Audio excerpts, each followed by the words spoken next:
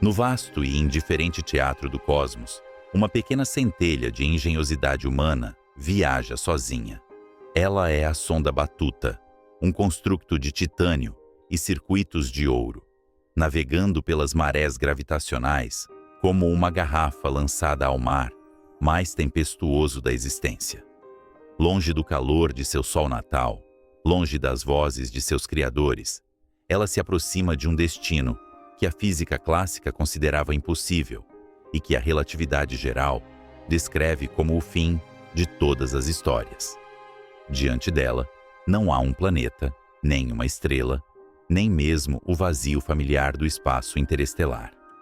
Diante dela, jaz uma ausência, uma cicatriz esférica na realidade, onde a própria luz foi aprisionada. A Batuta não está apenas em uma missão de exploração. Ela é um sacrifício. Foi desenhada para cruzar a fronteira proibida, aquele limiar matemático conhecido como o horizonte de eventos, e transmitir, em seus últimos suspiros de energia, o segredo do que jaz além. À medida que a sonda se aproxima, o universo atrás dela começa a se comportar de maneira estranha. As estrelas não são mais pontos fixos de luz serena. Elas se esticam, choram e se contorcem, arrastadas pela gravidade titânica do abismo à frente. É como se o céu fosse uma pintura a óleo deixada ao sol, derretendo-se em redemoinhos de luminescência distorcida. Este é o fenômeno das lentes gravitacionais, levado ao seu extremo mais violento. A massa do buraco negro é tão obscena que curva o próprio tecido do espaço, criando um funil onde os raios de luz são forçados a fazer curvas impossíveis. A Batuta vê a luz de estrelas que estão fisicamente atrás do buraco negro, curvando-se sobre ele como um halo angelical, coroando um demônio. Mas há algo ainda mais perturbador acontecendo com o tempo. Para os controladores da missão, sentados em segurança a milhares de anos-luz de distância, a sonda parece desacelerar. O relógio interno da Batuta, que marcava os segundos com precisão atômica, começa a se arrastar em comparação com o tempo do universo exterior. A luz que ela emite, tentando enviar seus dados de telemetria, luta para escapar do poço gravitacional. Ao fazê-lo, ela perde energia, esticando seus comprimentos de onda do azul vibrante para o vermelho profundo, e depois para o infravermelho invisível, e finalmente para as ondas de rádio longas e silenciosas. Para o universo exterior, a Batuta nunca cruzará verdadeiramente o horizonte. Ela parecerá congelar no tempo, uma imagem fantasmagórica e avermelhada, desvanecendo-se infinitamente na eternidade, suspensa para sempre na borda do precipício. É o último adeus, um eco visual que persiste muito depois de a realidade ter seguido seu curso. No entanto, para a própria sonda, não há congelamento, não há pausa. A descida é rápida, brutal e inexorável. A bordo da Batuta, o universo visível sofre uma transformação aterrorizante. À medida que ela se aproxima da esfera de fótons, uma região onde a gravidade é tão intensa que a luz pode orbitar o buraco negro em círculos perfeitos, a visão lateral se torna um caleidoscópio de imagens repetidas.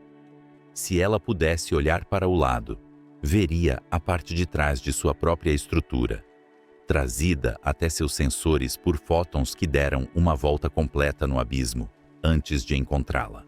É uma sala de espelhos cósmica, onde a única reflexão é a solidão da máquina. Então, ela cruza o limiar. Não há parede de tijolos, não há superfície sólida, não há sinal de aviso piscando no vácuo. O horizonte de eventos é uma fronteira imaterial, tão intangível quanto a linha que separa o ontem do hoje. Mas, ao cruzá-la, a Batuta sai do universo causal que conhecemos. Ela entra em um reino onde as regras da geometria euclidiana são rasgadas e reescritas por uma mão insana. Neste momento, o céu acima da sonda se fecha. A vastidão do universo estrelado, que antes ocupava todo o hemisfério traseiro de sua visão, é comprimida. A luz de todas as estrelas do cosmos, de todas as galáxias e nebulosas, é espremida em um único ponto de luz ofuscante, um anel de diamante que encolhe rapidamente acima dela, mudando do branco para o azul e depois para um violeta letal. É a última visão de casa, a totalidade da criação condensada em uma íris brilhante que se fecha para sempre. E então, a escuridão assume o controle. Mas o que significa estar dentro? A mente humana luta para compreender este lugar, usando metáforas de espaço, imaginando uma caverna escura ou um quarto trancado. Mas a realidade descrita pelas equações de Karl Schwarzschild é muito mais estranha e aterrorizante. Dentro do horizonte, o espaço e o tempo trocam de papéis. Pense no tempo como o conhecemos aqui fora. Ele é um rio que flui em uma única direção. Você pode se mover para a esquerda ou para a direita, para cima ou para baixo. Pode até ficar parado no espaço. Mas você não pode ficar parado no tempo. Você é arrastado do passado para o futuro, queira ou não. O amanhã é inevitável. Dentro do buraco negro, a dimensão radial, a distância que separa a sonda do centro, herda essa propriedade implacável do tempo. O centro do buraco negro, a temida singularidade, deixa de ser um local geográfico. Ele deixa de ser um ponto no mapa para onde você pode escolher ir ou não. A singularidade torna-se um evento no futuro. Mover-se em direção ao centro não é mais uma questão de cair, é uma questão de devir. Tentar usar os propulsores da batuta para escapar, para voar de volta para fora, é tão fútil quanto tentar voar de volta para a última terça-feira. Não importa quanta energia você gaste, não importa quão poderosos sejam seus motores, você não pode reverter o fluxo do tempo. E aqui dentro, a geometria do espaço-tempo flui para dentro mais rápido do que a própria luz. A sonda batuta agora muda para o universo que a criou, continua sua valsa solitária. Seus sensores gritam dados que não fazem sentido para sua programação. A curvatura do espaço torna-se infinita. As forças de maré, a diferença gravitacional entre a proa e a popa da sonda, começam a se manifestar como garras invisíveis. Se a batuta fosse um ser humano, ela sentiria seus pés sendo puxados com muito mais força do que sua cabeça. Ela seria esticada, espaguetificada, transformada em um fio longo e fino de matéria agonizante. Mas sendo uma máquina compacta, ela resiste um pouco mais. Ela observa o abismo. Não há luz aqui, exceto aquela que caiu com ela, presa na mesma armadilha temporal. O silêncio é absoluto. Não apenas a ausência de som, mas a ausência de conexão. Nenhuma partícula pode dizer à outra o que está acontecendo se essa comunicação exigir um movimento para fora. A causalidade é um monólogo, fluindo estritamente para baixo, para o fim. Imagine o terror sublime desta realidade. Em nosso mundo, todos os caminhos podem levar a Roma, mas você sempre pode dar meia volta. Aqui, todos os caminhos levam à singularidade. Olhe para a frente, e lá está ela. Vire-se para olhar para trás, e a geometria do espaço se contorce de tal forma que a singularidade ainda está à sua frente. É o destino manifesto da física, o ponto final de todas as linhas de mundo que tiveram o infortúnio de cruzar o horizonte. A batuta envia seu último pacote de dados. Não há ninguém para recebê-lo. As ondas de rádio viajam para fora da antena, mas o espaço através do qual elas viajam está caindo para dentro mais rápido do que elas podem subir. É como um salmão tentando nadar, contra uma cachoeira que cai na velocidade da luz. O sinal, contendo os segredos da gravidade quântica, a resposta para o maior mistério da ciência, fica preso com a sonda. Ele voa furiosamente para longe dela, mas nunca se aproxima do horizonte. Ele também cairá na singularidade, um grito que nunca será ouvido. À medida que os segundos finais se desenrolam, a realidade física da sonda começa a se desfazer. As forças que mantêm os átomos de titânio unidos são desafiadas pela curvatura do espaço. O próprio conceito de distância perde o sentido. Estamos nos aproximando de uma região onde a relatividade geral de Einstein, a teoria que nos guiou tão fielmente através das estrelas, levanta as mãos em rendição. Ela prevê sua própria queda. Ela prevê um ponto de densidade infinita e volume zero. Um erro matemático manifestado na realidade. Mas será que a natureza permitiria tal abominação?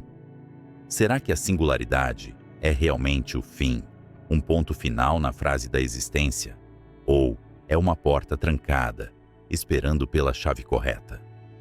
Enquanto a batuta se desintegra, seus átomos se juntando à massa coletiva do monstro, ela se torna parte do enigma. Ela não é mais uma observadora. Ela é o observado. Ela é agora parte da arquitetura oculta do universo, trancada em um cofre onde o tempo para e o espaço termina. O que realmente existe no centro? É um fogo de densidade inimaginável? É uma ponte para outro universo, um buraco de minhoca conectando o estômago deste gigante a um nascimento em outro lugar e outro tempo? Ou é algo ainda mais estranho, uma bola de cordas vibrantes, uma espuma quântica onde a geometria se dissolve em probabilidade pura? A sonda se foi. O sinal cessou. O horizonte permanece lá fora, uma esfera negra perfeita contra o campo estelar, guardando zelosamente seus segredos. Para nós, observadores externos, o buraco negro é um objeto silencioso, uma lápide cósmica. Mas para a matéria que cai, para a luz que morre e para a sonda batuta, foi uma viagem para o futuro definitivo, um lugar onde a física que conhecemos se desfaz e algo novo, algo aterrorizante e belo, deve necessariamente tomar o seu lugar. Enquanto olhamos para a escuridão, somos deixados apenas com as equações e a imaginação. Sabemos que a fronteira foi cruzada. Sabemos que o tempo se transformou em espaço. Mas o que acontece quando o tempo acaba? O que acontece quando o amanhã chega e não há mais para onde ir? O inverno de 1915 não trouxe silêncio ao fronte russo. O ar não cheirava a descobertas ou a avanços intelectuais. Cheirava a enxofre, a terra queimada e ao medo metálico que permeia as trincheiras onde a humanidade parecia empenhada em apagar a si mesma. Fumaça de artilharia cobria o céu cinzento, obscurecendo as mesmas estrelas que, a milhares de quilômetros dali, em Berlim, Albert Einstein tentava desesperadamente compreender. No entanto, em meio à lama congelada e ao som ensurdecedor dos obuses, um tenente da artilharia alemã encontrou um refúgio que nenhuma bomba poderia destruir. Karl Schwarzschild, um homem cuja pele estava sendo devorada por uma doença autoimune dolorosa e fatal, segurava em suas mãos trêmulas não um rifle, mas as recém-publicadas Equações da Relatividade Geral de Einstein, enquanto o mundo ao seu redor se desfazia em caos e entropia. Schwarzschild buscou a ordem absoluta. Ele buscou a perfeição de uma esfera solitária, no vazio. É uma das maiores ironias da história da ciência que a primeira solução exata para a geometria do universo curvo tenha nascido em um lugar de destruição total. Einstein havia formulado suas equações de campo como uma catedral complexa e não linear, acreditando que apenas soluções aproximadas seriam possíveis. A matemática era uma selva densa, mas Schwarzschild, com a clareza febril de um homem que sabe que seu tempo é escasso, viu um caminho através da mata. Ele imaginou uma estrela. Não uma estrela real, com suas imperfeições, manchas solares e rotações caóticas, mas uma estrela idealizada, perfeitamente esférica, parada no vácuo eterno. Ele calculou como o espaço e o tempo se comportariam ao redor dessa massa concentrada. E o que a matemática lhe devolveu foi algo que desafiava a sanidade. Schwarzschild descobriu que, se você comprimisse aquela massa em um espaço suficientemente pequeno, a curvatura do espaço-tempo se tornaria infinita. A gravidade se tornaria tão intensa que a própria luz, a mensageira mais rápida do cosmos, seria aprisionada. Ele havia encontrado um número mágico, uma fronteira geométrica que hoje leva seu nome. Para o nosso Sol, esse raio seria de apenas 3 quilômetros. Se toda a massa do Sol fosse esmagada, até caber dentro dessa pequena cidade esférica, o espaço ao redor se fecharia sobre si mesmo como um punho. Ali, nas trincheiras, Schwarzschild escreveu uma carta a Einstein. Com uma humildade que contrastava com a magnitude de sua descoberta, ele disse que a guerra o havia tratado com gentileza suficiente para permitir que ele se afastasse de tudo e fizesse esse passeio pela terra das suas ideias. Pouco tempo depois, Karl Schwarzschild morreu. A mente que havia vislumbrado o abismo pela primeira vez foi apagada pela fragilidade biológica, mas a cicatriz que ele encontrou na matemática do universo permaneceu. Einstein leu a carta. Ele apresentou o trabalho à Academia Prussiana de Ciências. Ele admirava a elegância matemática, a pureza da solução. Mas Einstein, o pai da teoria, recusou-se a acreditar que aquilo fosse uma realidade física.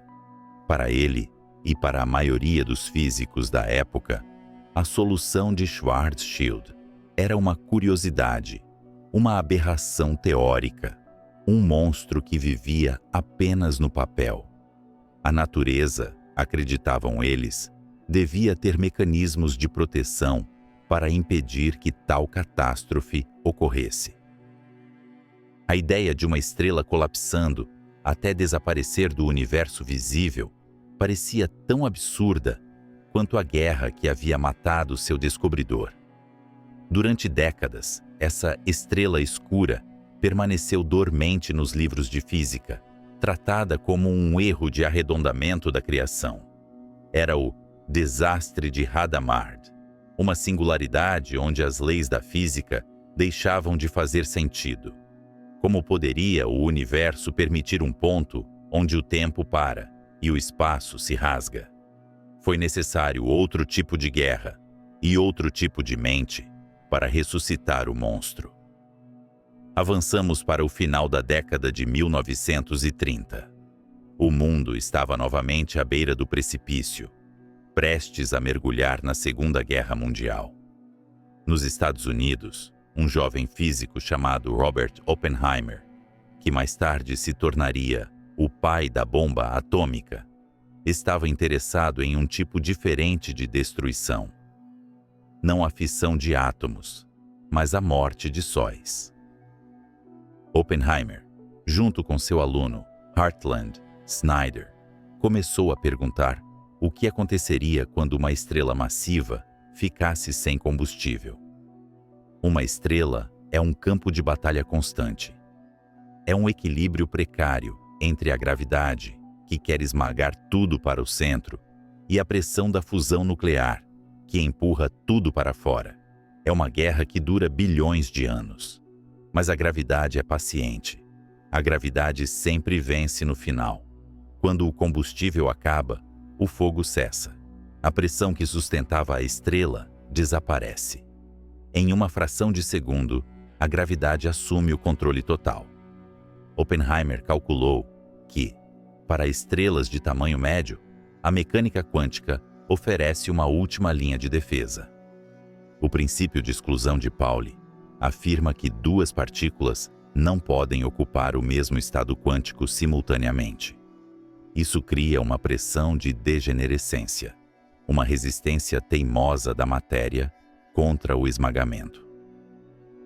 É isso que transforma estrelas como o Sol em anãs brancas, brasas cósmicas que esfriam lentamente pela eternidade. Mas Oppenheimer olhou para os gigantes. Ele perguntou o que aconteceria se a estrela fosse pesada demais.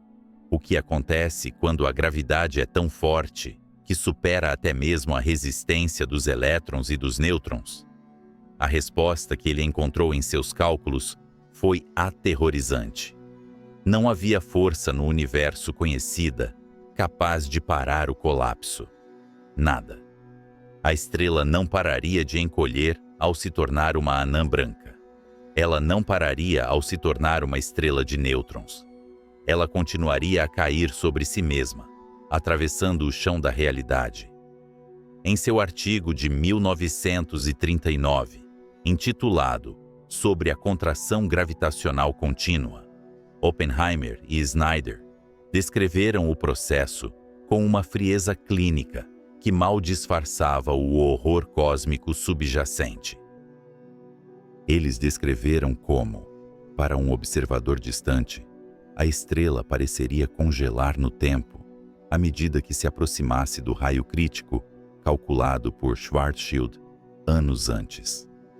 A luz da estrela se tornaria cada vez mais vermelha, perdendo energia ao tentar escalar o poço gravitacional cada vez mais profundo, até desaparecer completamente. A estrela se desconecta de nós. Ela cria uma região de silêncio absoluto. O que Oppenheimer provou foi que a singularidade não era apenas um truque matemático. Era o destino inevitável das maiores estruturas do cosmos.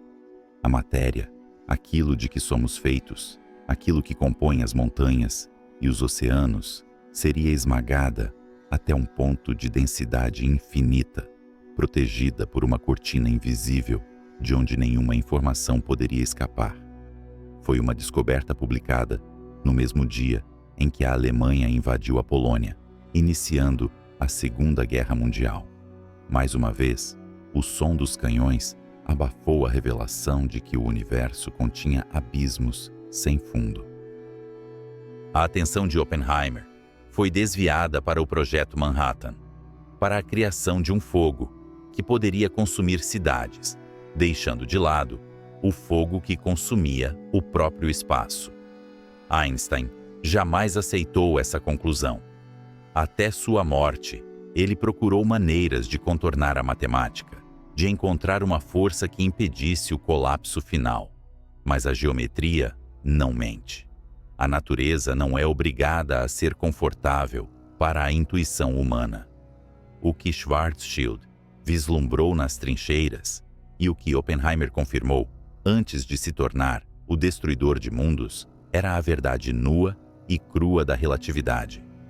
O espaço e o tempo não são palcos rígidos onde a vida acontece. Eles são flexíveis, dinâmicos e, sob as condições certas, condenados. Esses cálculos revelaram que o horizonte não é uma barreira física sólida. Se você caísse em direção a ele, não bateria em uma parede.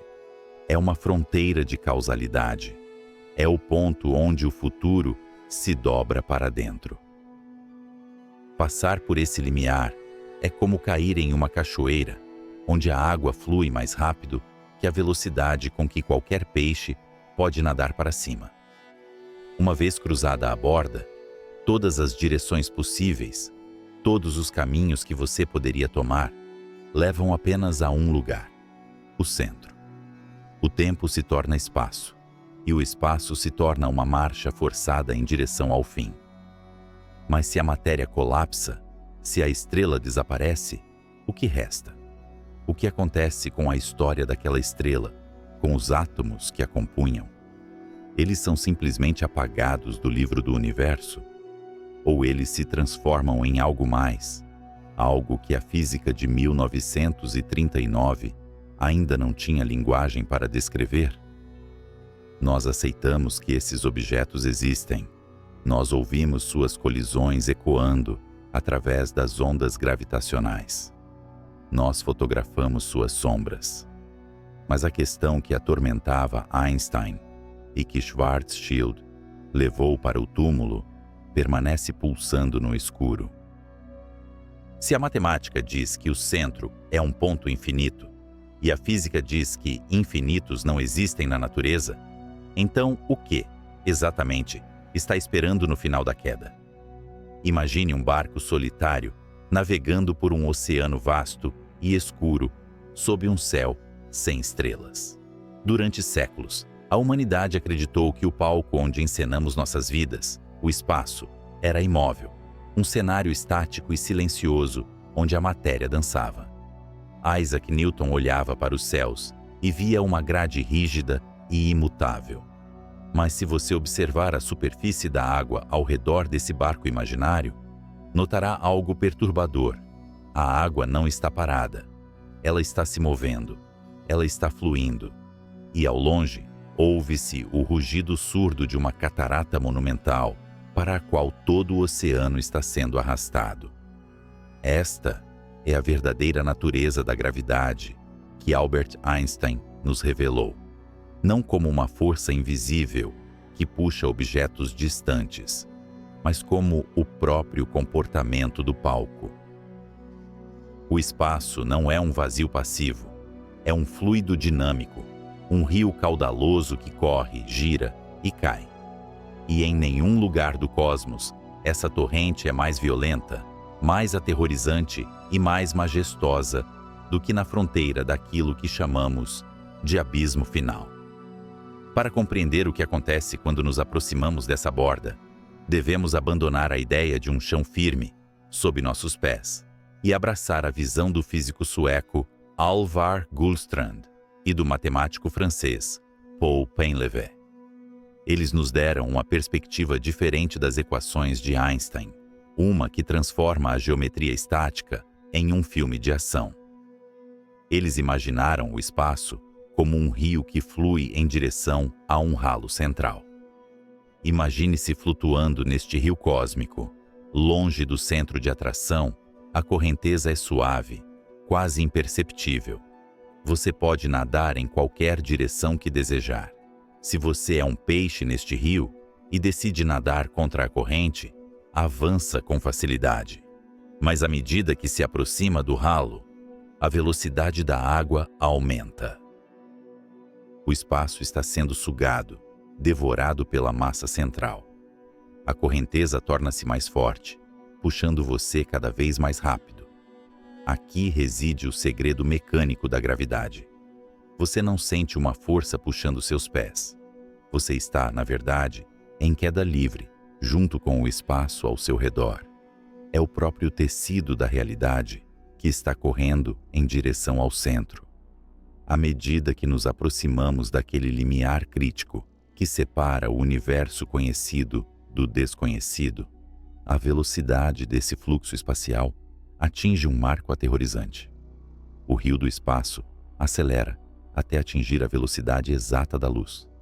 Este é o significado físico da borda. Não é uma barreira sólida, nem uma parede de fogo, mas o ponto preciso no rio, onde a água flui tão rápido quanto o nadador mais veloz do universo é capaz de nadar. Pense na luz como um peixe, o peixe mais rápido que existe, o fóton. Este peixe nada a uma velocidade constante e insuperável através da água. Se o peixe fóton tentar nadar rio acima, afastando-se do ralo, ele lutará contra a correnteza do espaço. Longe do perigo, ele vence a corrente. Mas exatamente na borda, a velocidade da água que cai é idêntica à velocidade máxima do peixe. O resultado é uma imagem de suspensão fantasmagórica. O fóton está nadando com toda a sua energia para fora, tentando escapar para o universo seguro, mas o espaço sob ele está desabando para dentro na mesma velocidade. Para um observador externo, Seguro nas margens distantes, esse peixe pareceria congelado no tempo, nadando furiosamente sem sair do lugar, capturado eternamente naquele instante de esforço máximo. É por isso que a borda é escura. A luz não consegue avançar contra a avalanche do espaço. Mas o horror e a maravilha começam quando cruzamos essa linha invisível. Uma vez que você desliza para além desse ponto de não retorno, a física do universo vira-se do avesso. Dentro desta fronteira, o rio do espaço está fluindo mais rápido do que a luz. Não há lei na física que proíba o espaço de se mover mais rápido que a luz. A proibição aplica-se apenas a objetos movendo-se através do espaço. O tecido em si não tem limite de velocidade. Agora, imagine o destino do nosso peixe fóton, que teve o azar de cruzar essa linha. Mesmo que ele nade com todas as suas forças em direção à saída, apontando seu nariz diretamente para o universo externo, ele está sendo arrastado para trás. A correnteza é avassaladora. Ele está nadando a 300 mil quilômetros por segundo em direção à liberdade, mas o rio o carrega a 400, 500 mil quilômetros por segundo em direção ao centro. Ele recua, mesmo movendo-se para frente. O futuro dele não está mais à frente. Foi arrastado para as profundezas. É aqui que a geometria euclidiana, as regras de linhas retas e ângulos que aprendemos na escola, se desfaz completamente. Em nosso mundo cotidiano, podemos nos mover livremente nas 3 dimensões do espaço: para cima, para baixo, esquerda, direita, frente e trás. O tempo, no entanto, é uma dimensão cruel e unidirecional. Ele nos empurra inexoravelmente do passado para o futuro. Não podemos parar o tempo, nem voltar atrás. Dentro deste maelstrom gravitacional, ocorre uma troca de papéis fundamental e perturbadora entre o espaço e o tempo. As coordenadas transformam-se. A direção radial, o caminho que leva ao centro do buraco negro, deixa de ser uma direção no espaço e torna-se uma direção no tempo. Pense no que isso significa para a sua existência. Fora daqui, você pode escolher não andar em direção a uma parede. Você pode parar, virar-se e ir embora. Mas você não pode escolher não envelhecer. Você não pode parar a chegada da próxima terça-feira. O tempo flui e você é obrigado a ir com ele. Lá dentro, o centro, a singularidade, não é mais um lugar localizado no espaço onde você pode ou não ir. Ele torna-se um evento no seu futuro. O centro torna-se tão inevitável quanto o amanhã. Tentar evitar a singularidade ligando os motores de sua nave espacial é tão fútil quanto tentar evitar a próxima hora lutando contra os ponteiros de um relógio. Na verdade, lutar apenas acelera o processo. A geometria do vazio conspirou contra qualquer esperança de fuga. Se você acendesse um feixe de luz dentro desse abismo, tentando iluminar o caminho de volta, veria algo que desafia a intuição humana. A luz viajaria em linha reta através do espaço local, mas como o espaço está curvado sobre si mesmo, o feixe de luz se curvaria para dentro. Todas as linhas retas tornam-se círculos ou espirais de morte. Não há direção que aponte para fora. Se você girar sua nave 360 graus, procurando uma saída, todas as direções, sem exceção, apontam para a singularidade. O conceito de fora deixou de existir como uma direção espacial acessível. O fora é agora o passado. E assim, como não podemos viajar para a Roma antiga, não podemos viajar para fora do horizonte. Esta é a tirania da geometria esférica extrema. Os cones de luz, que representam todos os caminhos possíveis que um objeto pode tomar, inclinam-se tão drasticamente que todos os futuros possíveis convergem para um único ponto. O espaço-tempo fecha-se como uma armadilha. É como estar dentro de uma esfera, onde cada passo que você dá, independentemente da direção, o leva mais perto do centro. O próprio conceito de distância muda. Imagine caminhar sobre a superfície da Terra em direção ao Polo Norte. Você pode ir para o leste ou oeste, mas todos os caminhos para o norte convergem. Dentro do buraco negro, essa convergência acontece no tempo. O espaço aperta-se. As forças de maré começam a agir não apenas como algo que estica, mas como uma reestruturação da realidade, onde o espaço perpendicular à sua queda é comprimido e o espaço, ao longo da sua queda, é esticado infinitamente. E enquanto você cai, levado por essa cachoeira de espaço-tempo, você pode olhar para os lados. A luz que caiu com você, a luz de estrelas distantes que foi capturada milênios atrás e a luz que acabou de entrar, tudo viaja ao seu lado. Você não está caindo no escuro total. Você está caindo acompanhado por toda a história visual do universo que teve a infelicidade de cruzar o mesmo caminho. Mas o que acontece com o rio quando ele chega ao fundo da cachoeira? Em uma cachoeira terrestre, a água bate nas rochas e continua a fluir rio abaixo. Mas aqui, o rio do espaço parece terminar. Ele flui para um ponto de densidade infinita e volume zero. As equações de Einstein, que descreveram tão belamente o fluxo do rio e a natação do peixe-fóton, de repente engasgam. Elas nos dizem que o rio flui para lugar nenhum, ou para todos os lugares ao mesmo tempo. A água não pode simplesmente desaparecer.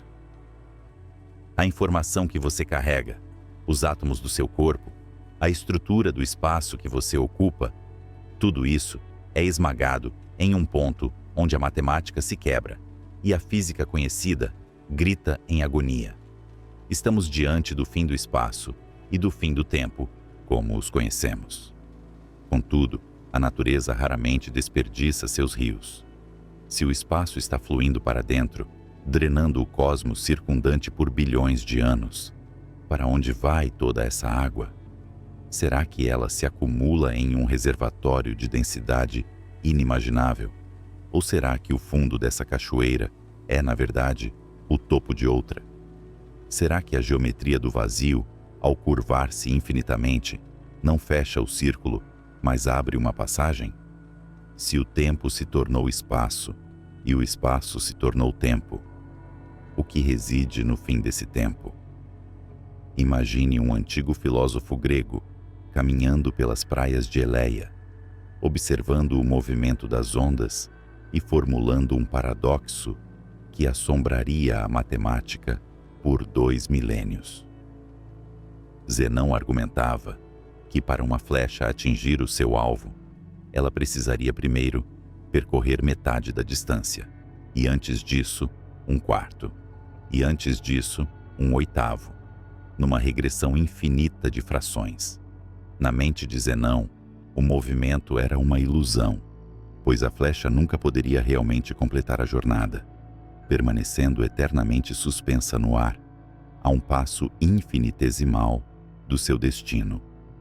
Durante séculos, descartamos Zenão como um mero provocador intelectual, mas nas fronteiras mais extremas da gravidade, a sua visão de um movimento congelado torna-se a mais aterradora das realidades.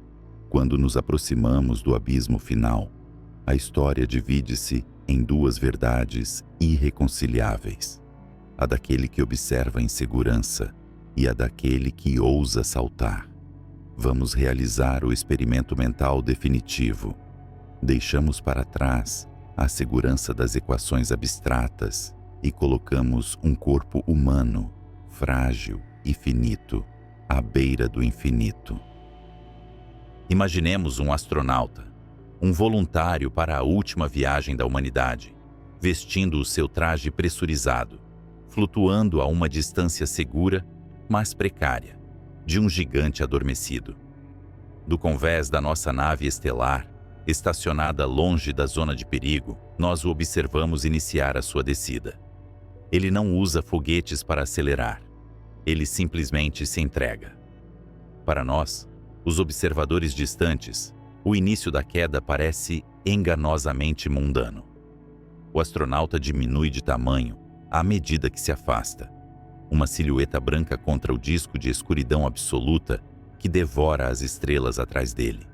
A gravidade começa a puxá-lo, acelerando o seu corpo a velocidades que desafiam a intuição.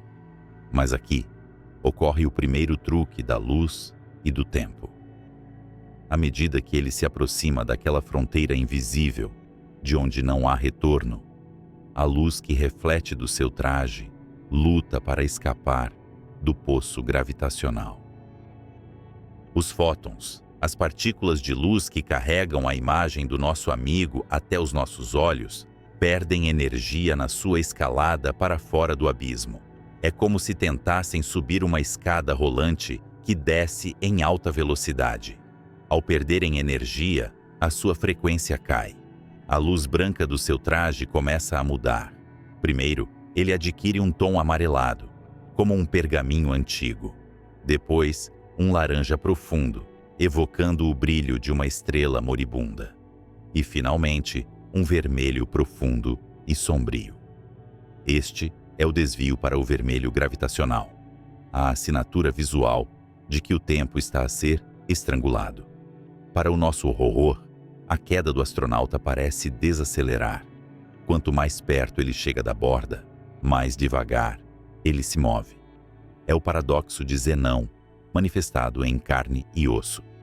A gravidade está a dilatar o tempo, a tal ponto que cada segundo que passa para o astronauta leva horas, dias, milênios para chegar aos nossos olhos. No momento exato em que ele cruzaria o limiar, a imagem congela. Nunca o vemos entrar.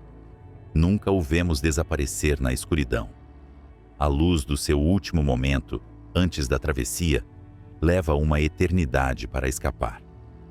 A imagem do astronauta permanece ali, suspensa para todo o sempre, na borda do horizonte, avermelhando-se gradualmente até desaparecer no infravermelho.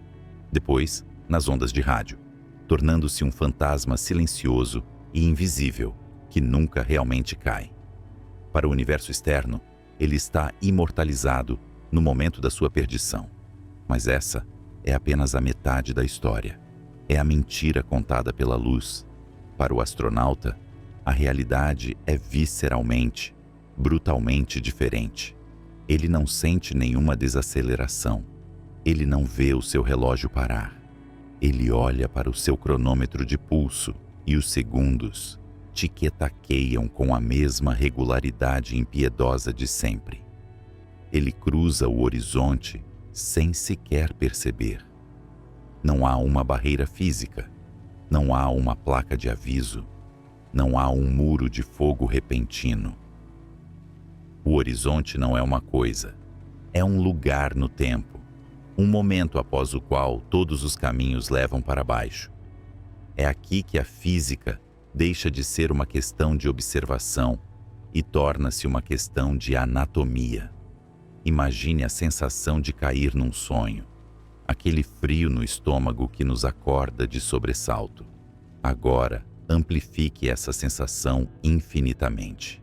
O astronauta cai com os pés em direção ao centro. No espaço aberto, longe de corpos massivos, a gravidade é uma força democrática. Ela puxa cada átomo do corpo com a mesma intensidade. Mas aqui, a proximidade da singularidade cria um gradiente de violência insuportável. A força da gravidade obedece à lei do inverso do quadrado da distância. Quanto mais perto se está da fonte, mais forte é o puxão, e essa força aumenta exponencialmente a cada centímetro. O astronauta tem cerca de 1,80 m de altura. Neste domínio extremo, essa pequena distância entre a cabeça e os pés é o suficiente para selar o seu destino. A gravidade que puxa os pés do astronauta é imensamente mais forte do que a gravidade que puxa a sua cabeça. A diferença entre essas duas forças é o que chamamos de força de maré. É o mesmo mecanismo que faz a Lua levantar os oceanos da Terra, esticando o planeta num formato oval. Mas a Lua é gentil. O buraco negro é um inquisidor medieval. O astronauta sente o seu corpo sendo esticado. Não é apenas uma tensão muscular. É uma tração que ocorre em cada ligamento, em cada osso, em cada célula. O corpo humano é uma estrutura resistente, mantida unida por forças eletromagnéticas e ligações químicas. Mas essas forças têm limites. Inicialmente, a sensação é de um alongamento desconfortável, como se estivesse pendurado pelos tornozelos, com pesos amarrados ao pescoço. Mas a queda continua, e o gradiente se intensifica. O desconforto transforma-se em agonia. As articulações dos joelhos e do quadril estalam e se deslocam. A coluna vertebral é forçada a alongar-se além da sua capacidade biológica.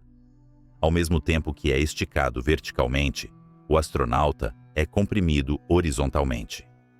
Imagine um pedaço de massa de pão sendo rolado entre as mãos de um padeiro cósmico. À medida que a massa se alonga, ela também se torna mais fina.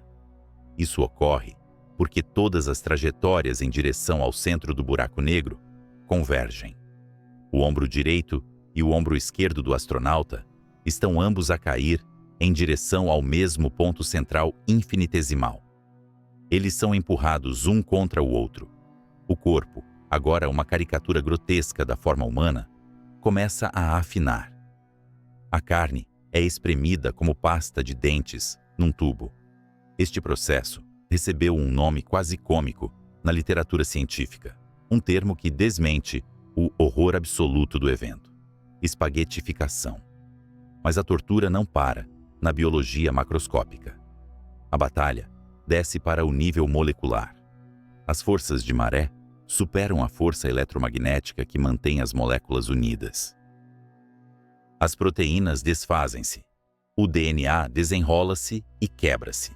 O astronauta deixa de ser um organismo biológico e torna-se um fluxo de matéria orgânica. E então, a violência atinge o átomo. A nuvem de elétrons é arrancada do núcleo. O próprio espaço entre as partículas é esticado e violado. O que antes era um homem, com memórias, medos e sonhos, é agora um fio fino de plasma subatômico, uma linha de partículas elementares, marchando em fila única para o esquecimento, esticando-se por quilômetros numa descida silenciosa em direção ao centro. Enquanto o corpo é desfeito, o que acontece com a visão do astronauta? O que vê o olho humano nesses últimos segundos antes da desintegração do nervo óptico? Se o astronauta, num ato de suprema vontade, conseguisse olhar para trás, para fora do buraco negro, ele testemunharia um espetáculo de grandeza aterrorizante. Devido à dilatação do tempo, o universo externo parece estar a acelerar. Enquanto ele cai durante o que parecem ser segundos, lá fora, passam-se éons. Ele veria as estrelas da galáxia girarem em torno do centro, numa dança frenética e acelerada. Ele veria impérios estelares nascerem e morrerem num piscar de olhos. A evolução de todo o cosmos seria comprimida num filme ultra rápido. E tal como a luz que saía do buraco negro ficava vermelha para nós, a luz que entra no buraco negro, vinda do universo externo, sofre o efeito oposto para o astronauta. Ela ganha energia à medida que cai no poço gravitacional. A luz das estrelas, a radiação de fundo, tudo o que o universo emite, cai sobre ele como uma chuva de agulhas. A luz visível desvia-se para o azul, depois para o violeta e depois para o ultravioleta invisível. O calor torna-se insuportável. Toda a luz que o universo enviará para o buraco negro durante todo o futuro da sua existência está a cair sobre a cabeça do astronauta quase simultaneamente. O céu atrás dele não é negro. É uma folha ofuscante de radiação de alta energia. Um raio-x concentrado contendo a história futura de todo o cosmos, queimando com a intensidade de 1 milhão de sóis.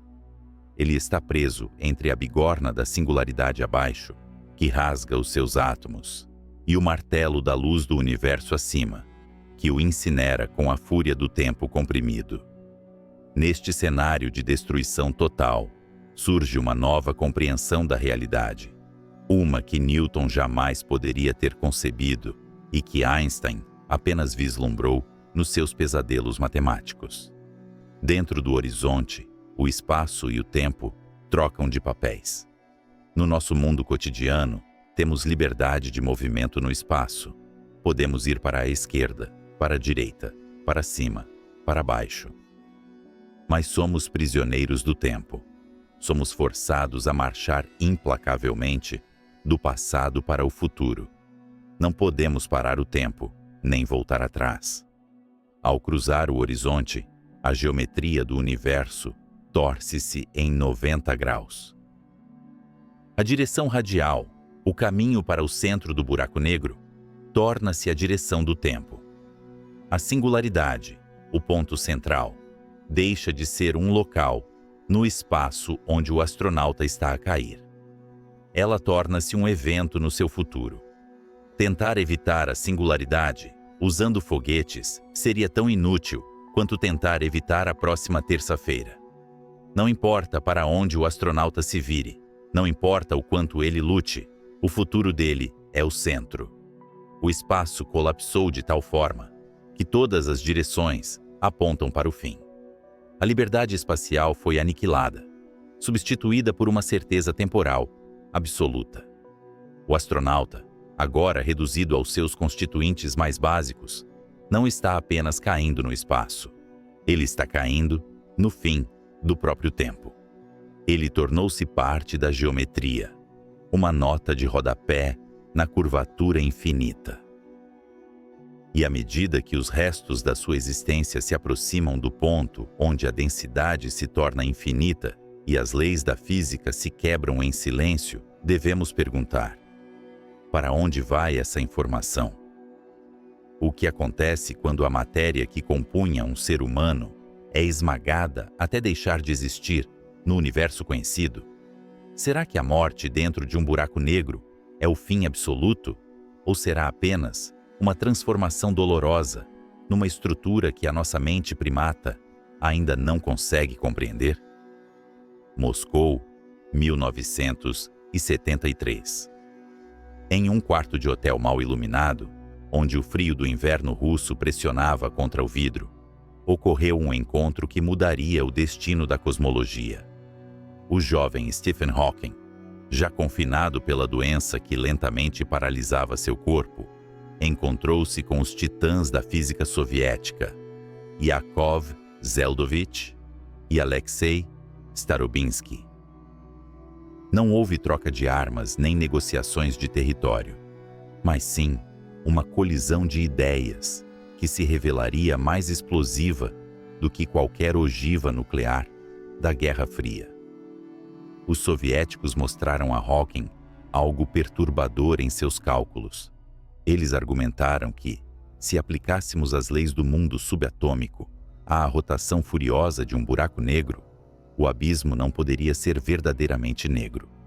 A energia da própria rotação deveria criar partículas, lançando faíscas na escuridão. Hawking retornou a Cambridge perturbado. Seu instinto lhe dizia que a matemática estava correta, mas incompleta. O que ele descobriu nos meses seguintes não foi apenas uma correção, mas uma sentença de morte para a ideia de eternidade. Até aquele momento, acreditávamos que a gravidade e a mecânica quântica eram soberanas em seus próprios reinos, separadas por uma fronteira de ignorância. A relatividade geral de Einstein descrevia o universo como um tecido de veludo liso, contínuo e majestoso, onde planetas e estrelas deslizavam em curvas elegantes. Era a física do grande, do previsível, do determinístico. Por outro lado, a mecânica quântica descrevia a realidade como uma tempestade de pixels, um reino caótico onde nada é certo e tudo é probabilidade, governado por saltos bruscos e incertezas fundamentais.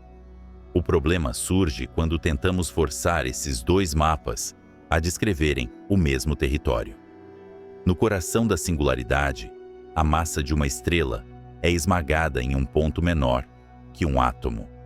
Aqui, a gravidade é tão intensa que exige a precisão da relatividade. Mas o espaço é tão minúsculo que exige as regras da mecânica quântica. É como tentar tocar uma sinfonia de Beethoven, usando o ruído estático de uma televisão sem sinal. As equações não apenas falham, elas gritam. Elas produzem infinitos, resultados sem sentido, que indicam que nossa compreensão da realidade colapsou. Para resolver esse conflito, Hawking olhou não para o centro, mas para a borda, para o horizonte. E para entender o que ele viu, precisamos abandonar a ideia de que o espaço vazio é vazio. Imagine o vácuo do espaço não como um palco deserto, mas como um oceano em ebulição violenta. No mundo quântico, o princípio da incerteza de Heisenberg dita que a energia nunca pode ser perfeitamente zero. O silêncio absoluto é proibido. Assim, no vácuo, pares de partículas virtuais surgem constantemente do nada. Uma é matéria, a outra, antimatéria. Como dançarinos efêmeros, elas se separam, se encontram novamente e se aniquilam em um flash de energia imperceptível, devolvendo ao universo o que pegaram emprestado. Tudo isso acontece em frações de segundo tão breves que a realidade macroscópica nem percebe a fraude. Mas o que acontece quando essa dança ocorre à beira de um precipício? Imagine que esse par de partículas virtuais surge exatamente na fronteira do horizonte de eventos. O abismo gravitacional é impiedoso. Antes que as parceiras possam se reencontrar e se aniquilar, a força de maré do buraco negro as separa violentamente. Uma partícula cai para dentro, condenada a viajar para a singularidade. A outra, deixada sem seu par para a aniquilação, fica encalhada na realidade. Sem ninguém para cancelá-la, ela deixa de ser virtual e torna-se real. Ela escapa para o universo como radiação. Para um observador distante, parece que o buraco negro acabou de emitir uma partícula. Mas o universo é um contador rigoroso e a energia não pode ser criada do nada. A partícula que escapou roubou energia do campo gravitacional. E como Einstein nos ensinou que energia e massa são equivalentes, ao emitir essa radiação, o buraco negro paga um preço terrível. Ele perde massa. Esta foi a revelação chocante de Hawking. Buracos negros não são negros. Eles brilham com uma temperatura fraca, uma febre térmica nascida do roubo quântico em sua superfície. E porque eles brilham, eles perdem energia. E porque perdem energia, eles encolhem. Ao longo de éons inimagináveis, muito depois de as últimas estrelas do cosmos terem se apagado, os buracos negros evaporarão lentamente, devolvendo sua massa ao universo na forma de uma sopa morna de partículas, até desaparecerem completamente em um flash final de raios gama. A imortalidade dos monstros gravitacionais era uma mentira, mas com a morte do buraco negro surgiu um paradoxo que ameaçava destruir toda a física moderna. Chamamos isso de o paradoxo da informação. Na física quântica, existe uma regra sagrada chamada unitariedade. Ela afirma que a informação quântica nunca pode ser destruída. Se você queimar uma enciclopédia, o conhecimento contido nela não desaparece do universo.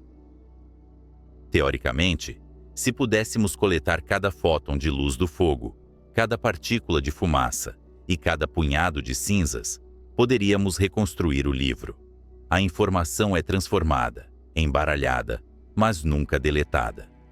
O passado determina o futuro de forma reversível. Mas se um buraco negro evapora, o que acontece com a enciclopédia que jogamos dentro dele? Segundo a relatividade geral, o livro cruzou o horizonte e foi esmagado na singularidade. Sua informação está trancada lá dentro.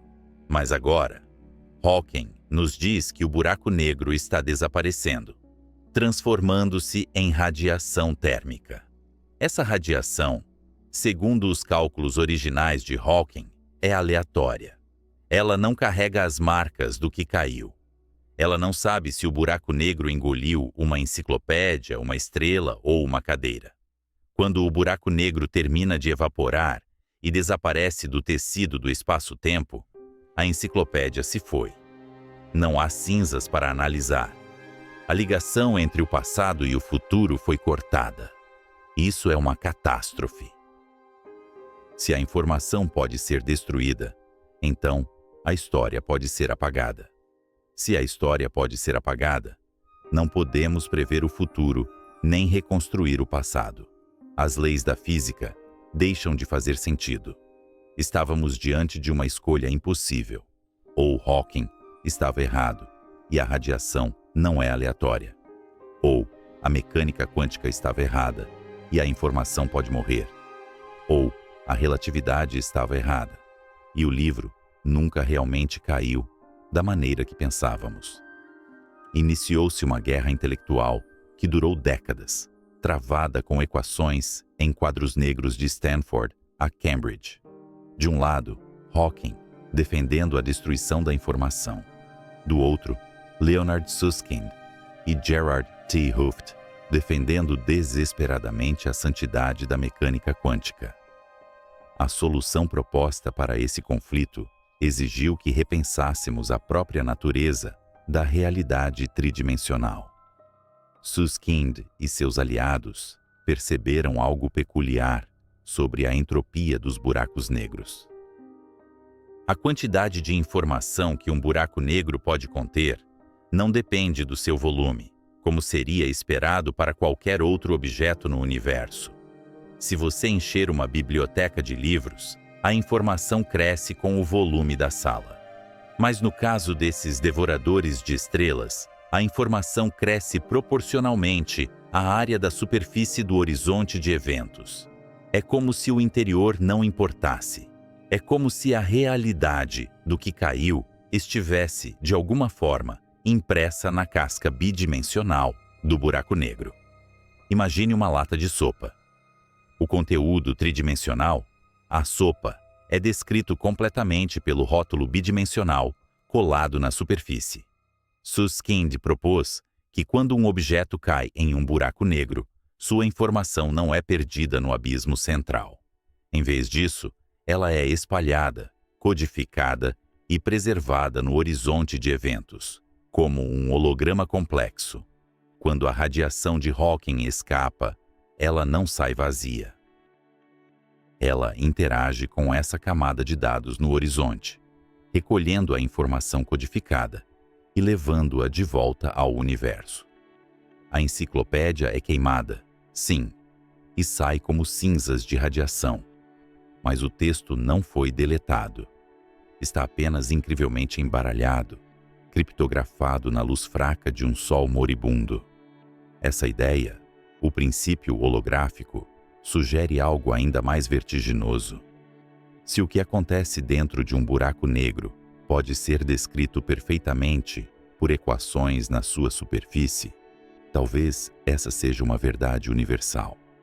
Talvez o que percebemos como um universo tridimensional, com profundidade, galáxias e nós mesmos, seja apenas uma projeção, uma ilusão grandiosa gerada por dados quânticos, armazenados em uma fronteira bidimensional distante, nos confins do cosmos.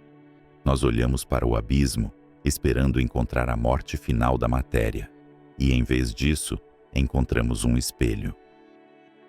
A luta para entender a evaporação desses gigantes não apenas salvou a física quântica, mas sugeriu que a gravidade, o espaço e o tempo podem não ser fundamentais. Eles podem ser emergentes, como o calor que surge do movimento de átomos, ou a melodia que surge da vibração de uma corda. No entanto, mesmo com o princípio holográfico, acalmando o pânico da perda de informação, o mistério da singularidade permanece intocado. O holograma nos diz onde a informação fica, mas não nos diz o que acontece com a experiência da matéria que cai.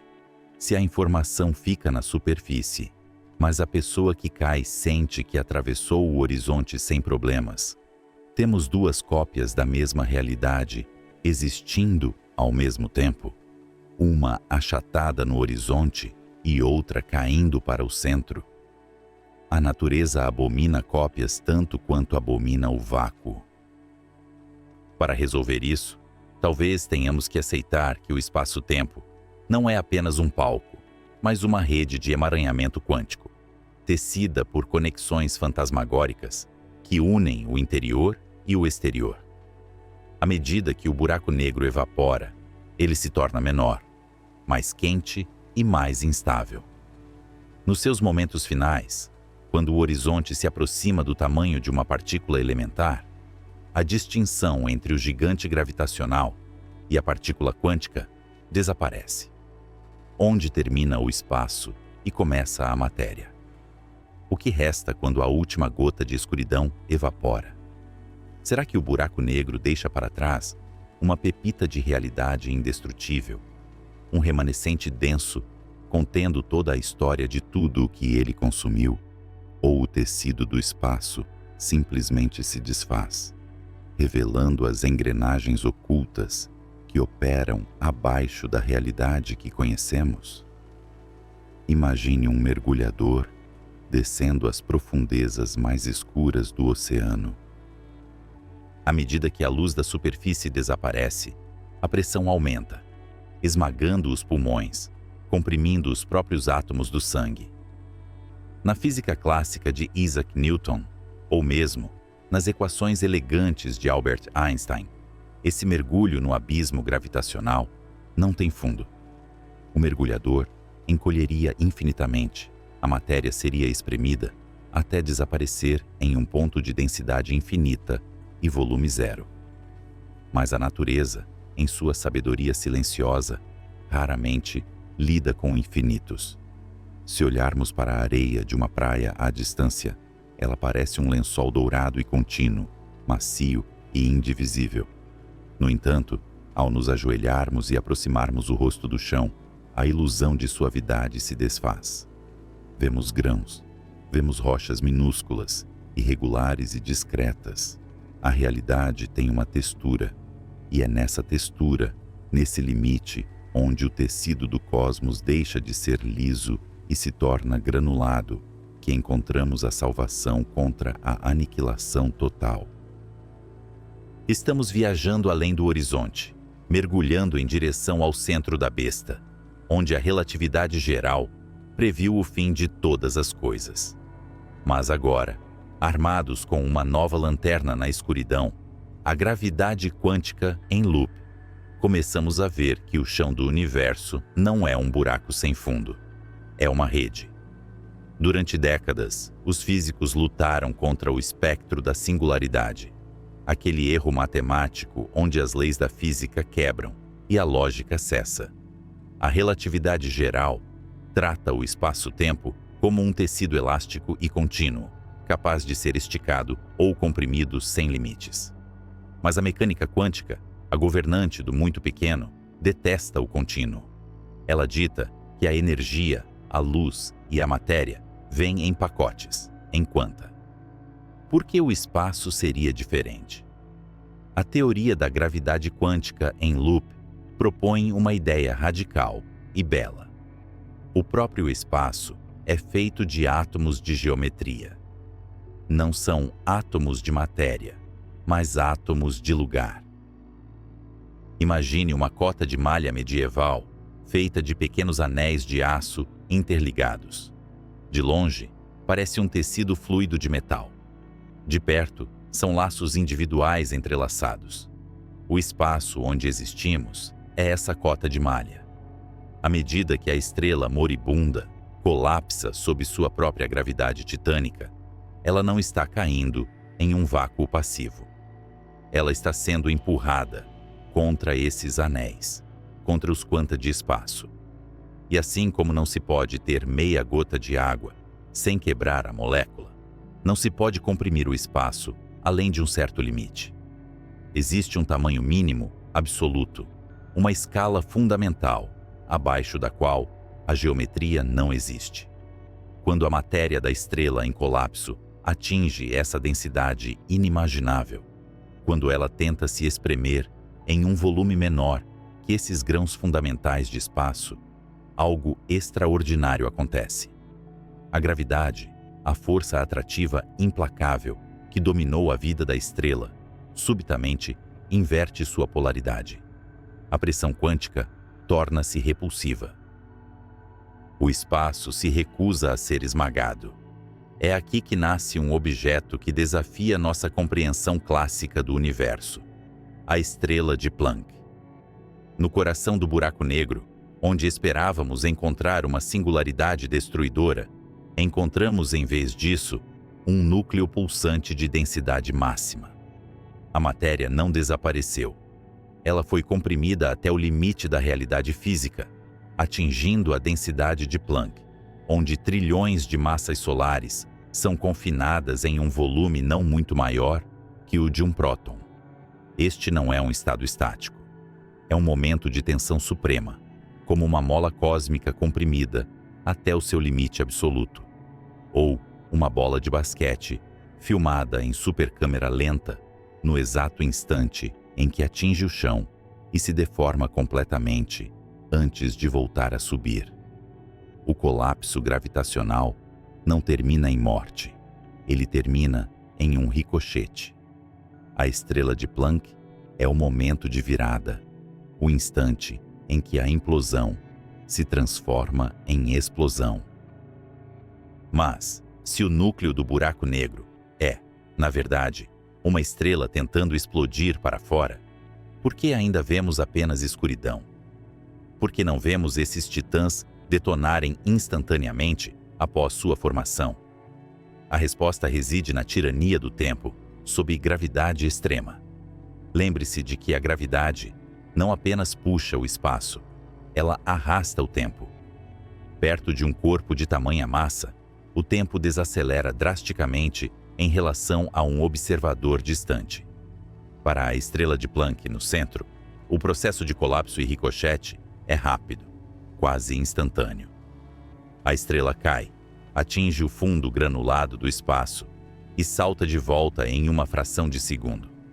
No entanto, para nós, observando de fora do horizonte, protegidos em nosso fluxo temporal rápido e leve, esse breve momento de ricochete é esticado por bilhões de eras. O que é um microsegundo para o núcleo quântico é a idade inteira do universo para nós. Um buraco negro, sob esta nova luz, não é um objeto estático e eterno.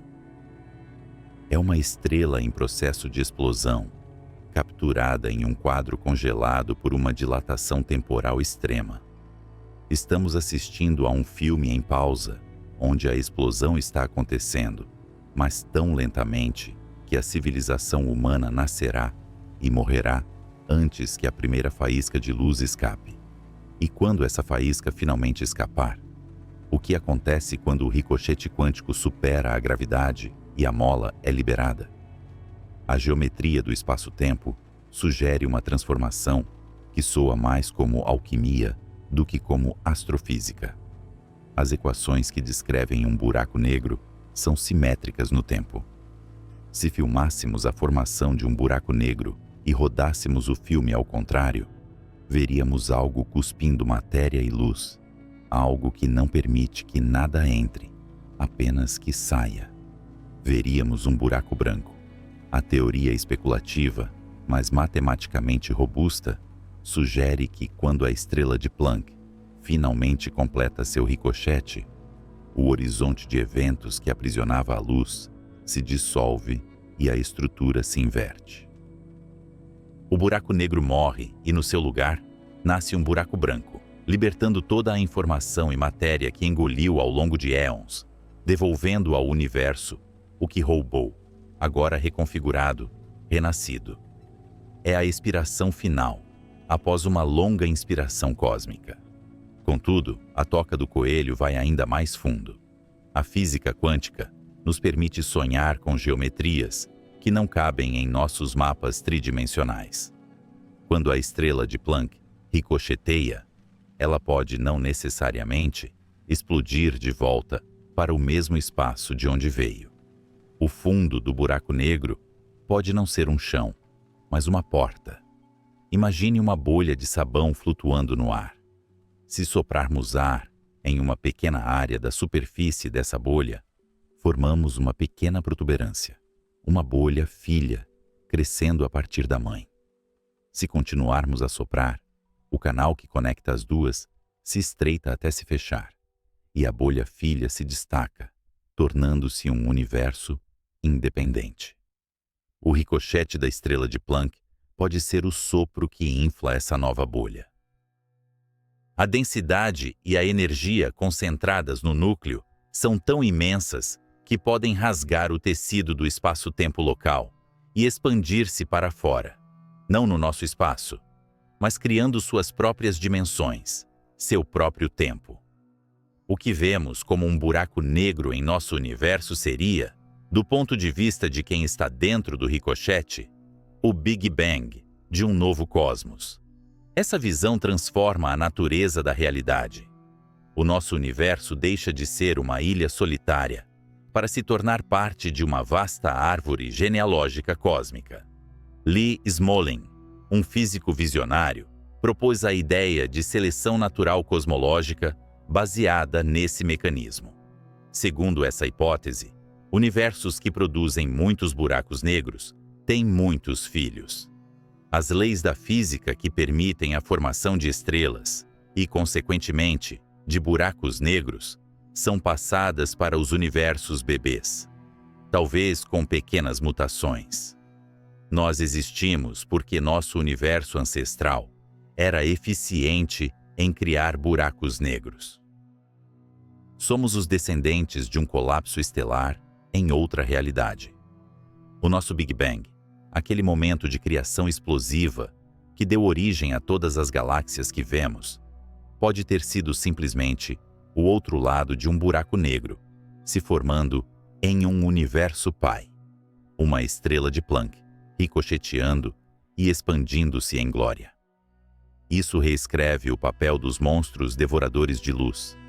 Eles não são os coveiros do universo, destinados a engolir a criação até que nada reste. Eles são as sementes. Eles são os ovos cósmicos protegidos por uma casca de horizonte de eventos, incubando novas realidades em seus ventres superdensos. A escuridão que tanto tememos não é o fim da história, mas o solo fértil, onde o próximo capítulo da existência está sendo escrito. Se pudéssemos sobreviver à travessia das marés gravitacionais, se pudéssemos suportar o esmagamento e chegar a esse núcleo quântico, talvez não encontrássemos a morte. Talvez, ao olharmos para o centro da estrela de Planck, víssemos o brilho difuso de nebulosas nascentes, a ignição de primeiras estrelas em um céu virgem, um universo bebê respirando pela primeira vez, alheio ao cosmos antigo que lhe deu origem.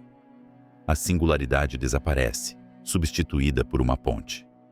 O infinito matemático é domado por uma granularidade física que protege a existência de se anular. Mas se cada buraco negro é um potencial novo universo, e nosso universo está repleto de bilhões de buracos negros, então estamos flutuando em um mar de multiversos em expansão, uma espuma fractal de realidades nascendo umas dentro das outras, em uma cadeia eterna, sem começo e sem fim. No entanto, resta uma questão perturbadora.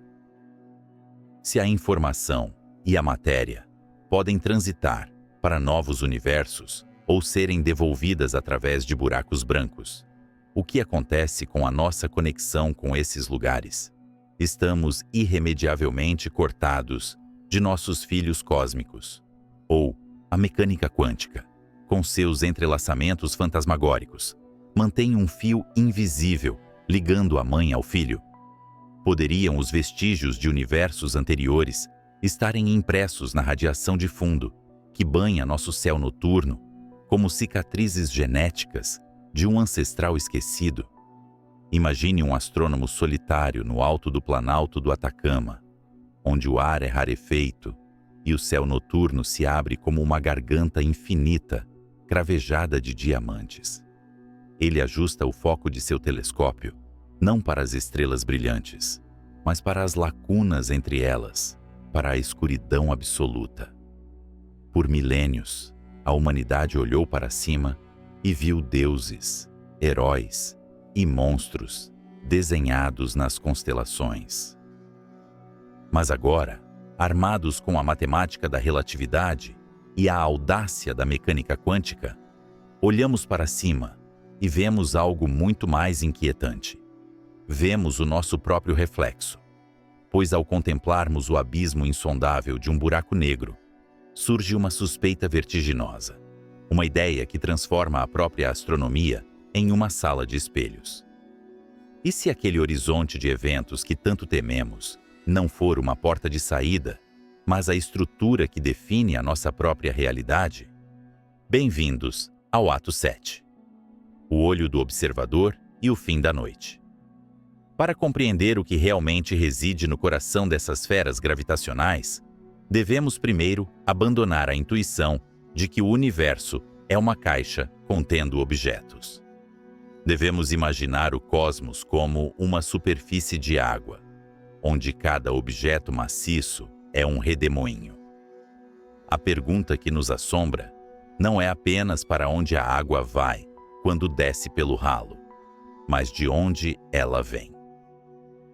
Há uma coincidência numérica na física que tem mantido os cosmólogos acordados durante as longas noites de cálculo. Se tomarmos a massa total estimada do nosso universo observável e calcularmos o raio de Schwarzschild necessário para transformar essa massa em um buraco negro, o número resultante é assustadoramente próximo do tamanho real do nosso universo observável. Isso não parece ser um acidente. Isso sugere que vivemos dentro de um horizonte. Imagine que você é um explorador caindo em direção a uma singularidade. Como vimos, o tempo se distorce e o espaço se estica. Mas se sobrevivesse às forças de maré, se a sua consciência pudesse suportar a geometria impossível, o que você veria? Do lado de fora, você desapareceu. Mas do seu ponto de vista, o espaço à sua frente poderia não terminar em um ponto de esmagamento. Em vez disso, a singularidade poderia se comportar como um momento no tempo, não um lugar no espaço. Um momento de densidade infinita e calor inimaginável que subitamente se expande. Para um observador externo, é um buraco negro. Para o observador interno, é um Big Bang. Esta é a vertigem da cosmologia moderna. A possibilidade de que o nosso vasto e complexo universo, com todas as suas galáxias, nebulosas e civilizações, seja simplesmente o interior de um buraco negro que existe em um universo pai de 4 dimensões espaciais. Somos, talvez, o segredo guardado dentro de um monstro gravitacional de outra realidade. E, por extensão, cada buraco negro que observamos em nossa própria galáxia, cada titã silencioso, como Sagitários, a estrela, pode estar grávido de seu próprio universo filho, inacessível e invisível para nós, expandindo-se em sua própria dimensão ortogonal à nossa. Essa ideia, conhecida como seleção natural cosmológica, transforma a física em biologia. Os universos se reproduzem. Aqueles com leis físicas que favorecem a criação de buracos negros têm mais filhos. Nós vivemos em um universo tão perfeitamente sintonizado para a vida e para a complexidade estelar, não por sorte, mas porque viemos de uma longa linhagem de universos que eram eficientes em criar estrelas e, portanto, buracos negros. O que pensávamos ser túmulos onde a matéria vai para morrer seriam, na verdade, os úteros da criação cósmica. Mas se o nascimento é uma questão de perspectiva, a morte é uma certeza absoluta. Devemos agora virar o relógio para a frente, muito além da era humana, muito além da vida das estrelas que hoje aquecem os nossos céus. Devemos viajar para o fim profundo do tempo.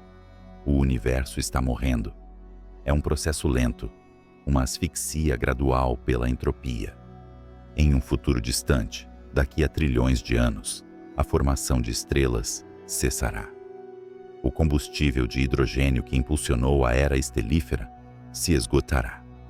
As últimas anãs vermelhas, as estrelas mais longevas e frugais, piscarão e se apagarão, deixando para trás apenas brasas esfriando na vastidão. As galáxias se dissolverão, suas estrelas mortas lançadas no vazio intergaláctico ou engolidas pelos monstros centrais. Então, começará a era dos buracos negros. Neste futuro inimaginavelmente remoto, o universo será um cemitério escuro, iluminado não pela luz das estrelas, mas pela gravidade fantasmagórica. Os buracos negros serão os últimos sobreviventes, os reis indiscutíveis de um cosmos em ruínas. Eles vagarão pela escuridão, varrendo os últimos detritos de matéria, fundindo-se uns com os outros em cataclismos de ondas gravitacionais que ondularão por um universo sem ninguém para ouvir. Eles crescerão até tamanhos colossais, contendo a massa de aglomerados de galáxias inteiros, monstros de silêncio absoluto flutuando no nada. Parece uma vitória eterna da gravidade sobre a luz, uma ditadura da escuridão que durará para sempre. Mas a mecânica quântica, com sua ironia sutil, tem uma última carta para jogar. Nada dura para sempre, nem mesmo os buracos negros. Stephen Hawking nos ensinou que o vácuo não é vazio. No horizonte de eventos, pares de partículas virtuais surgem e se aniquilam constantemente. Quando isso acontece na borda, precisa do abismo. Uma partícula cai e a outra escapa. Para conservar a energia, a partícula que cai deve ter energia negativa, subtraindo uma fração infinitesimal da massa do buraco negro. A partícula que escapa torna-se radiação real. O buraco negro brilha, ele emite calor. É uma febre lenta. Para um buraco negro de massa estelar, a temperatura é de apenas 1/10 de milionésimo de grau acima do zero absoluto. A evaporação é agonizantemente lenta, um processo que leva mais tempo do que a idade atual do universo, multiplicada por bilhões. Mas o tempo é o único recurso que o universo moribundo tem em abundância. À medida que os éons se arrastam, contados em escalas logarítmicas que desafiam a compreensão humana, os buracos negros começam a encolher. E aqui reside o paradoxo final de sua existência. Quanto menores ficam, mais quentes se tornam. Um buraco negro do tamanho de um átomo não seria frio e escuro, mas brilharia com a ferocidade de uma estrela, emitindo raios gama de alta energia. Imagine o cenário final. O universo expandiu-se tanto que o horizonte cósmico está muito além de qualquer contato causal. O espaço é frio, próximo do zero absoluto. A escuridão é total, quebrada apenas, muito ocasionalmente, pelo flash final de um buraco negro moribundo. Quando os últimos titãs evaporarem, quando tiverem sangrado toda a sua massa de volta para o cosmos, na forma de uma sopa fina de fótons e partículas subatômicas, eles não deixarão para trás um cadáver. Eles deixarão o nada. No último segundo de sua vida, um buraco negro explode com a força de 1 milhão de bombas nucleares liberando a informação embaralhada de tudo o que ele engoliu ao longo de trilhões de anos. E então, ele desaparece. O tecido do espaço-tempo, que foi tão violentamente anudado e torcido, relaxa e volta a ser plano. A cicatriz cura. O que resta depois que o último buraco negro se vai? Um mar de fótons esfriando, estendendo-se para o infinito, aproximando-se cada vez mais de um estado de equilíbrio térmico perfeito. A morte térmica. Onde nenhuma mudança é possível, onde o tempo perde o seu significado, porque não há eventos para marcar a sua passagem. O universo torna-se um vasto oceano calmo, sem ondas, sem vento, sem vida. É uma visão desoladora. É o fim da história. No entanto, é precisamente aqui, diante dessa cortina final, que devemos refletir sobre o observador, sobre nós. Porque um universo destinado ao nada desenvolveu a capacidade de compreender o seu próprio fim? Somos feitos de poeira estelar, organizados de forma tão complexa que a matéria despertou e começou a se perguntar sobre sua origem. Somos a forma que o universo encontrou para conhecer a si mesmo. E em nossa breve e cintilante existência, ousamos olhar para os buracos negros não como arautos da destruição, mas como chaves para a biblioteca fundamental da realidade. A nossa curiosidade é a única coisa que desafia a entropia. Enquanto o universo físico tende à desordem, a nossa compreensão tende à ordem, à conexão, à síntese. Construímos catedrais de matemática para descrever o indescritível. Projetamos instrumentos para ouvir os sussurros do espaço-tempo, colidindo a bilhões de anos-luz de distância. Enfrentamos o paradoxo da informação, a singularidade, a espuma quântica, e nos recusamos a desviar o olhar. Talvez o que está realmente escondido dentro de um buraco negro não seja apenas uma singularidade geométrica ou um novo universo. Talvez o que esteja escondido lá seja a resposta para a pergunta que a existência faz a si mesma. Se o nosso universo é o interior de um buraco negro, e se buracos negros evaporam, então talvez o nosso próprio fim seja apenas uma transição de fase, uma exalação em uma realidade maior que não podemos conceber. A ciência começou como uma vela na escuridão.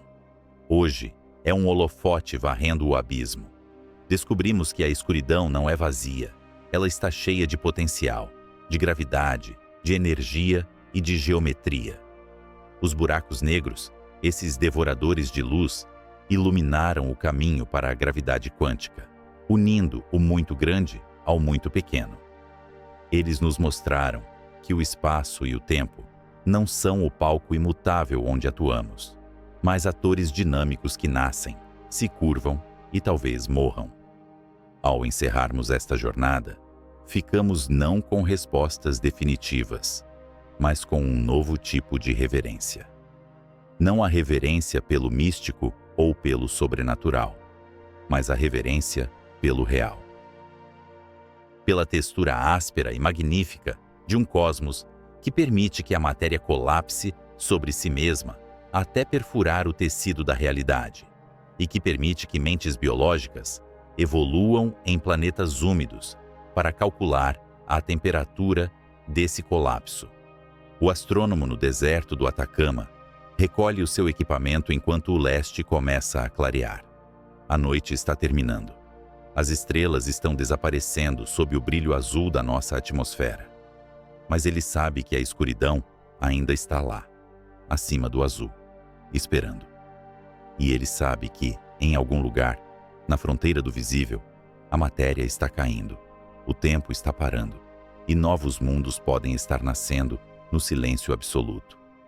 A busca continua, pois enquanto houver um horizonte, haverá alguém disposto a olhar além dele. E é nessa persistência, nessa teimosia sublime da mente humana contra a indiferença fria do cosmos, que encontramos o nosso verdadeiro lugar entre as estrelas. O mistério não é uma parede, é um convite.